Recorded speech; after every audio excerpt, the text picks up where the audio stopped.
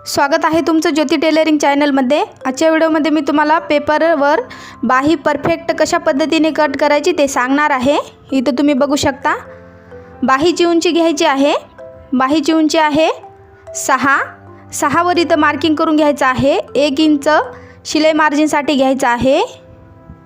अशा पद्धतीने खालच्या साईडने अर्धा इंच, वरच्या साईडने अर्धा इंच, अशा पद्धतीने 1 इंच घ्यायचं आहे।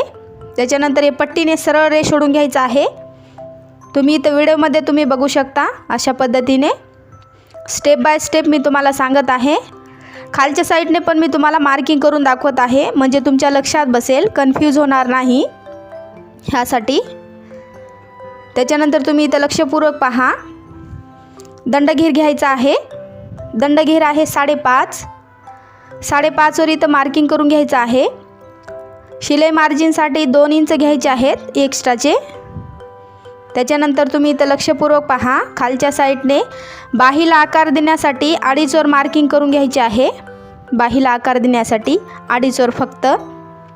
त्याच्यानंतर पट्टी घ्यायची आहे। पट्टीने अशा पद्धतीने सरळ ओढून घ्यायचं आहे रेष, जे मार्किंग केलेली आहे ते बाहीला आकार देण्यासाठी। त्याच्यानंतर इथं बाहीला आकार देऊन घ्यायचा आहे। सरळ पद्धतीने बाहीला आकार द्यायचा आहे हलक्या हाताने अशा पद्धतीने। व्हिडिओमध्ये तुम्ही बघू शकता मैत्रिणींनो, अशा पद्धतीने खूप सोप्या पद्धतीने मी तुम्हाला सांगत आहे। अशा पद्धतीने आकार देऊन घ्यायचा आहे। बाहीचा जो फिटिंगचा माप असतो ना, तो इथं टाकून घ्यायचा आहे। बाहीचा फिटिंगचा माप 7 आहे। 7 वर इथं मार्किंग करून घेत आहे। शिलाई मार्जिनसाठी 2 इंच घेत आहे इथं एक्स्ट्राचे। अशा पद्धतीने जे मार्किंग करून घेतलेलं आहे ते इथं सरळ रेष ओढून घ्यायचं आहे।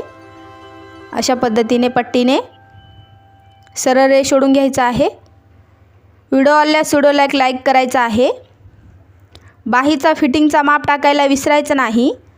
आता मी तुम्हाला आता ब्लाऊजवर दाखवते। ब्लाऊज घ्यायचा आहे।